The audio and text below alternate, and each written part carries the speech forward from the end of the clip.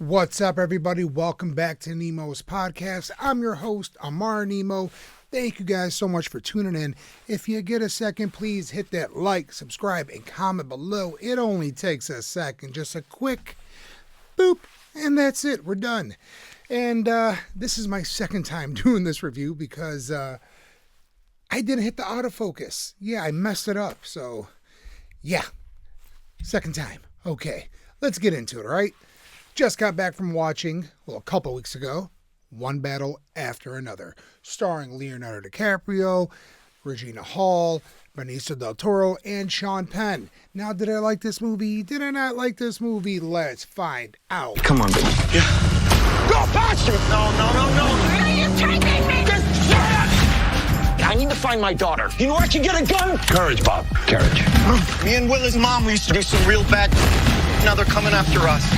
Come on, baby. We have to save that child. Come on, baby, come on. Come on, baby. Come on, baby. We've got more fight in you than the rest of us. Come on, baby. Come on, baby. Come on, baby. Let's go! One battle after another. Like I said, I just got back from watching One Battle After Another, and I have to say, I liked it.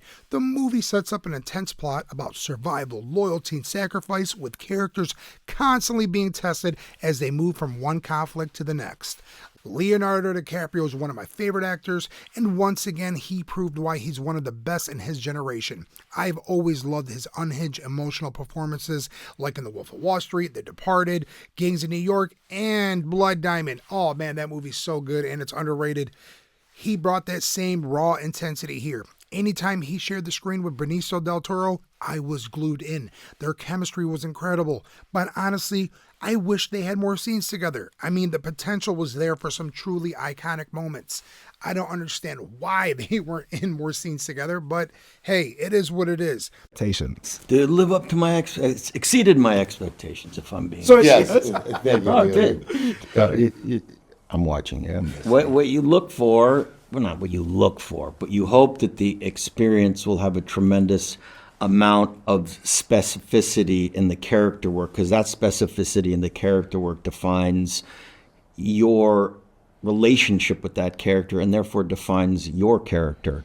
And the fact that, you know, we knew, Paul and I knew when we were discussing this character of Sensei Carlos, that there was absolutely one person for the job, and that was Benicio. He was off shooting another movie, Phoenician Scene. We stopped production by 2 or 3 months to wait for him, because there was just nobody that could bring Sensei Carlos to life. And he came in with a tremendous amount of ideas and specificity as to the code of who this character was, what he would do and wouldn't do, because my character is this ex-revolutionary that has his back up against the wall, that is looking for answers.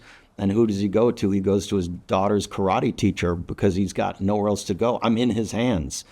And so he created this ecosystem by the choices that he made of what his character would do that changed the course of the whole movie. And that gives you the kind of freedom and fun and exhilaration as an actor to say, wow, we're on a separate road trip now. A lot of that stuff wasn't written into the screenplay. We kind of veered off into a side road of Sensei and Bob, and that was as a result of the choices that he made very early on and the specificity of his character work. So it exceeded my expectations. Well, we all participated in that, but yes, thank you, Leo. It's right back at him. I remember, and I've told him this, but I remember having the pleasure of watching Leo on that phone in Sensei's apartment, where he's sitting on that couch. He never moves. He's on the phone. He's just yapping with someone else on the other line. And I remember watching it with Paul watching Leo doing it, and Paul laughing hysterically.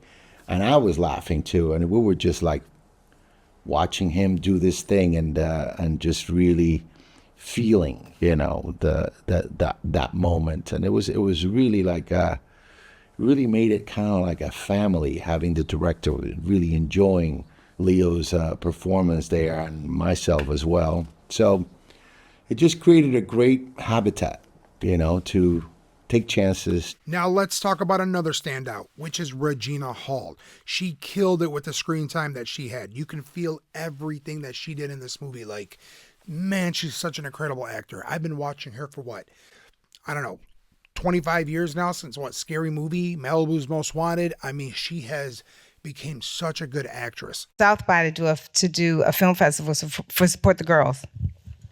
And they were like, there's a panel, do you want to be on it? And I was like, I don't know if I want to be. Who's on it? And they said, Paul Thomas Anderson. And I have been psychically stalking him for like 7, and I did, you can do it. And I did it. I looked over and he was right there at the table, and we find out we are neighbors. Which I knew, I just didn't know which house, and I couldn't stalk him. Then for years, Paul became a friend, and like at that point, I knew him as my neighbor Paul, which was wonderful, because when there's someone you admire and they're a nice person and they're funny and they're a great dad, and you're like, that is all you really need. We could watch movies, I could learn, but then he comes over one day, and I look like shit in front of Paul. I should tell you, it's embarrassing the way he sees me regularly. He comes over and he says, I'm gonna come by. He comes over, and I think he wants to see my backyard. And I'm like, so Paul, I'm gonna put some flowers here. I was renovating. And he said, can we go inside for a second and talk? And I was like, sure. And he said, I have this film. And in one moment, he went from Paul to PTA, and I was like, oh God, oh God, oh God. It took me a second. I said, oh God, I can't. And then he said, I'm going away with my family, and I will have the script when I get back. 2.5 months passed, and he doesn't mention it. And I was like, did he change his mind? Did he see something and I was really bad in it? Now he's like, I can't cast her. But I also can't mention it because he's a friend now. And I'm like, do I just let it go? I also wasn't allowed to tell anyone, so I had to hold it. And then 2 months later, I got the script. The rest is history. Teyana Taylor did a great job of this movie. I really liked what she did. I liked the scenes between her and Leo, but the scenes with her and Sean Penn, oh man, it was so good. The intensity and the way she just took this character and ran with it. It would have been cool to see Regina Hall also in this character, if they would have switched parts. I think it would have been pretty nice, but we'll never know, right? And, to my baby girls, what she said, he just will casually call you. So he called me one day, and I was on a really, really long road trip, and I was whooped. He's like, hey, what's up? I said, who the hell is this? I'm tired. He said, it's Paul. I said, oh, hey, Paul. He's like, yeah, Paul Thomas Anderson, how are you? And I'm like, I know. I'm not going to front though. When he said Paul Thomas Anderson, when I tell you, I went from tired to, oh, hey, what's going on? How are you? Life is great. The day is great, And when he told me about this special character, and I was so excited, and we began to build Perfidia's layers. And what I love the most is how passionate he was about her. And of course, to me, he's so goated. I call him Chef P.T. Anderson because I'm like, let that man cook, okay? He be in the kitchen cooking. Now let's talk about Sean Penn, one of the best actors in his generation. He grew up with Emilio Estevez, Charlie Sheen, Rob Lowe, and this guy has always been intense in his movies. I mean, what he did in this movie was just insane. I mean, from the way he walked and talked and the way that he looked, especially towards the end of the movie, he had that whole, like this. Hey guys, he looked like Fire Marshal Bill towards the end, all right? But this dude killed his role. I mean, I thought I was a little cuckoo sometimes, right? Back in the day, I did some crazy shit. And this guy is on a whole different level than I was, because he went to Mexico to meet with who? El Chapo. El Chapo is like the Pablo Escobar in Mexico, one of the biggest drug dealers in the game. This guy escaped prison like 3 times, right? And then his, dumbass got caught. Sorry to call you a dumbass. Didn't mean that. Anyway, he went down there to meet with this guy. I mean, it just shows what kind of guy Sean Penn is. The intensity that he has for every role that he does is just unbelievable. I love every bit of it. And RIP to his brother, Chris Penn, another great actor. Watch Best of the Best, Footloose. I mean, he's done a bunch of movies. He was in Rush Hour 1. He was a great actor. RIP to you, brother. I was doing what I thought Paul told me to do when I read the script. And, I think about this movie of yours, of Paul's.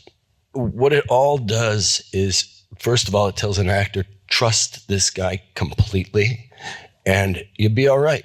And that's most of my preparation. It was very exciting to be part of it. Now let's talk about Paul Anderson. He really isn't an action director, and I could feel that at times. The movie had its ups and downs, and towards the end, when the characters reached a missionary sanctuary, it felt like a missed opportunity to really elevate the story with a stronger execution. It could have pushed the film into that masterpiece territory, if you know what I mean. Still, despite the flaws, I really enjoyed the ride. The acting was top tier, the story had moments of brilliance, and overall, it's worth checking out.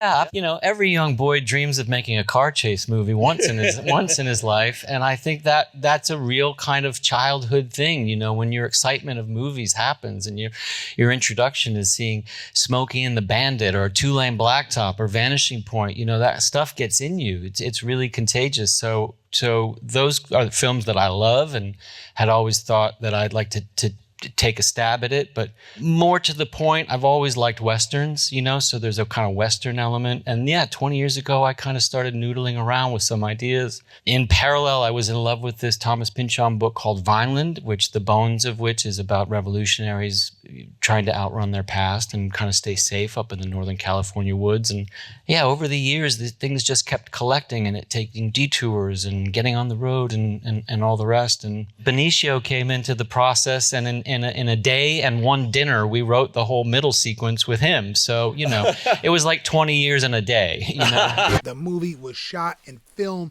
so please go check out this movie. Okay, guys, I'm going to rate this movie. I'm going to rate this movie as a 7.2 out of 10. Again, like I say, this is my opinion. You don't have to agree with me, but let me know in that comment section. Let's talk about it. And like I said, there was a couple missed opportunities, in my opinion, especially when Leo had that gun and he's looking through the scope and he sees his daughter and Sean Penn. I really thought, you know, he's going to be pop, shoot a couple people, you know, get out the way and get captured or something, right? You know, or it's a suicide mission. As long as his daughter is safe, that's all that matters, right? And or he gets, you know, captured, and then Benicio comes in, you know, and beats a couple people up, since he was a sensei in the movie, right? And then they get out and they start running, they jump in the car, and there's a big car chase scene between Leo and Sean Penn, but they didn't do that. They did something different, which I still liked. Again, guys, this is my opinion, but like I said, let me know in that comment section. If you get a second, please hit like, subscribe, and comment below. It means a lot to me. Take care, guys. Peace.